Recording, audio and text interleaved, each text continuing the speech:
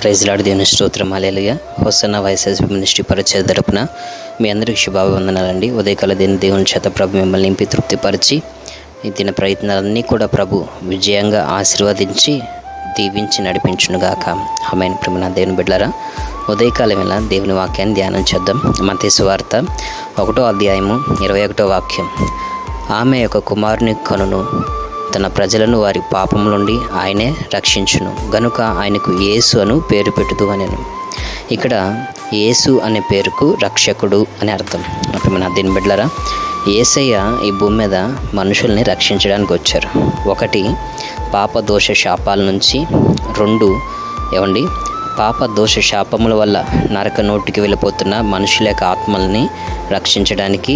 3, మనుషులు ఇహలోకంలో దుఃఖము, విచార, వేదన, ఆవేదన, అపజయాలతో నడిపించబడుచుండగా అపజయాలు, దుఃఖము, ఆవేదన, విచారములతో నడిపించబడుతున్న మనుషుల యొక్క ప్రయాస భారాల నుంచి వారికి విడుదల ఇవ్వడానికి సర్వశక్తి కలిగిన దేవుని కుమారుడగు నజరుడగు యేసు భూమికి వచ్చారండి. అందుకని మత్తయి సువార్త 11వ అధ్యాయము 28వ వాక్యాన్ని చూస్తానండి.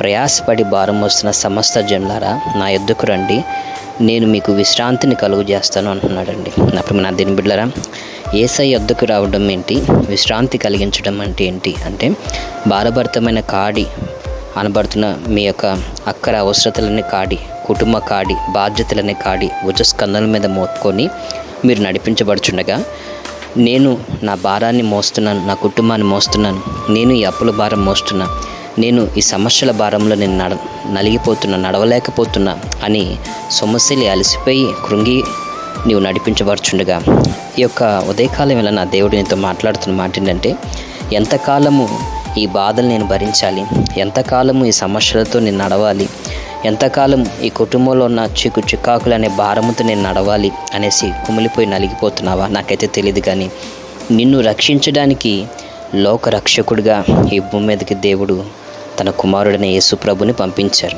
ఆయన భుజాల మీద నీ రాజ్య భారం ఉంటుంది, నీ కుటుంబ భారము, నీ పాప దోష భారం అన్నీ కూడా ఉంటుంది. అందుకనే యోహాను సువార్త 3వ అధ్యాయము 16వ వాక్యాలు చూస్తానండి. దేవుడు లోకమును ఎంతో ప్రేమించును కాగా ఆయన తన అద్వితీయ కుమారునిగా పుట్టిన వాని యందు విశ్వసించు ప్రతివాడు నశింపగా నిత్యం జీవం పొందినట్లు ఆయనను అనుగ్రహించెను. ఈ లోకముకి తండ్రైన దేవుడు కుమారుడైన యేసు ప్రభుని ఎందుకు అనుగ్రహించాడు అంటే, ఆయన వలన నిత్యజీవం పొందడానికి, ఆయన వలన రక్షణ పొందడానికి, ఆయన వలన కృప కలిగిన అనుభవాలతో స్థిరపడడానికి. కాబట్టి ఎటువంటి రక్షణ లేని అనుభవాలతో నువ్వు పోరాడుతున్నావు నాకైతే తెలియదు, కానీ మనుషులకి అసాధ్యమైనది దేవునికి సాధ్యము అని వాక్యలేఖనము ద్వారా దేవుడు మాట్లాడుతుండగా, నీకు అసాధ్యమైన ప్రతి పరిస్థితుల్ని సుసాధ్యం చేసే దేవుని కాడ నీవు మోకాళ్ళేసి ప్రార్థన చేసినట్లయితే, దేవుడు మహోన్నతుడు కాబట్టి మహాఘనమైన కార్యాలు ఆయన నీ ఎదుట చేస్తాడండి. అందుకనే మార్కు సువార్త 10వ అధ్యాయం 27వ వాక్యంలో అండి, యేసు వారిని చూచి, ఇది మనుషులకు అసాధ్యమే కానీ దేవునికి సాధ్యము కాదు. ఇక్కడ దేవునికి సమస్తము సాధ్యమే. దేవునికి అసాధ్యమైనది ఏది లేదండి. నీ చికాకులు, నీ శ్రమలు, బాధలు, ఇరుకు ఇబ్బందులు అనే అనుభవాల నుంచి నువ్వు విడిపిదల కోరుకుంటున్నావా? అయితే నువ్వు దేవుని కుమారుడగు నజరుడగు యేసయ్యకి నువ్వు ప్రార్థన చేసినప్పుడు, ప్రభు నామమున ప్రార్థన చేయవాడు రక్షించబడును అన్నట్లుగా నీవు యేసు ప్రభు నామమున ప్రార్థన చేయుచుండగా ఒక రక్షణ కార్యాలు ఆశ్చర్యకరంగా, అద్భుతకరంగా నీ కుటుంబాల్లో జరుగుతాయన్న వాస్తవాన్ని గ్రహించాలి. అందుకని అపోస్తుల కార్యము 2వ అధ్యాయము 21వ వాక్యం చూస్తే, అప్పుడు ప్రభునామమున ప్రార్థన చేయవాడు రక్షణ పొందుదురు అని దేవుడు చెప్పున్నాడు. ఇక్కడ దేవుడు మరి తెల్లగా రక్షణ అనేది నీ ప్రార్థన జీవితం వల్ల నీ జీవితంలోకి వస్తుంది అనేసి అంటున్నారండి. కాబట్టి రక్షణ కార్యాల నిమిత్తం నీవు ప్రార్థన చేయాలి. అది అప్పుల నుంచి రక్షించబడతావా, రోగం నుంచి రక్షించబడతావా, నెమ్మది లేని అనుభవాల నుంచి రక్షించబడతావా అనేవి నీవు ఎటువంటి పోరాటాల మధ్యలో నలిగిపోయి కుమిలిపోయి నడిపించబడుతున్నావు నాకైతే తెలియదు కదా. దేవుడు నిన్ను చూస్తున్నాడు కదా. నా ప్రియమైన దేవుని బిడ్డలారా, చాలా జాగ్రత్తగా గమనించండి. ఈ ఉదయకాలం వల్ల నీవు మోయలేని భారం అనగా, ఒక మనిషి తన బరువు మోయగలిగినంత వరకు మోస్తారు.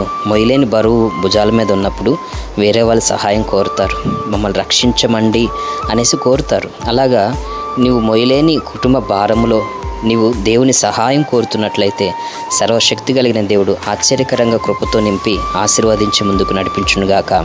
ఆ రీతిగా ప్రభు తన నామ మహిమార్థమే మిమ్మల్ని అనేకమైన విషయాల్లో నుంచి రక్షించి మారుమనసు రక్షణ అనుభవంలో ప్రభు మిమ్మల్ని స్థిరపరిచి మీ జీవితంలో తలచిన ప్రతి కార్యాలు ప్రభు మీ జీవితంలో ఆశీర్వాదకరంగా దీవెనకరంగా జరిగించునుగాక.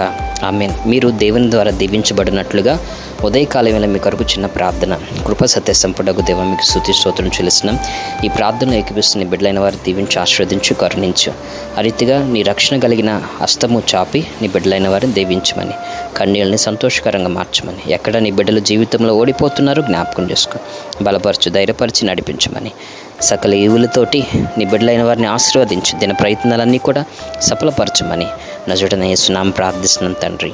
ఆమేన్. తండ్రి అయిన దేవుని ప్రేమ, తన కుమారుడైన యేసుక్రీస్తు కృప, ఆదరణకర్తైన పరిశుద్ధ ఆత్మదేవుని అను సన్నిధి సహవాసం కృపయు ఈ ఉదయకాలం వేళ ఈ వాక్యం విన్న ప్రతి ఒక్కరికి తోడై ఉండి దిన ప్రయత్నాలన్నిటిలో ప్రభు గొప్ప విడుదల విజయం ఇచ్చి అన్ని విషయాలు రక్షిస్తూ నా ప్రభు హస్తం మీ ముందర నడిచి సాహసకరాలు జరిగించి ప్రభు మీ ద్వారా ఘనపరచబడునుగాక.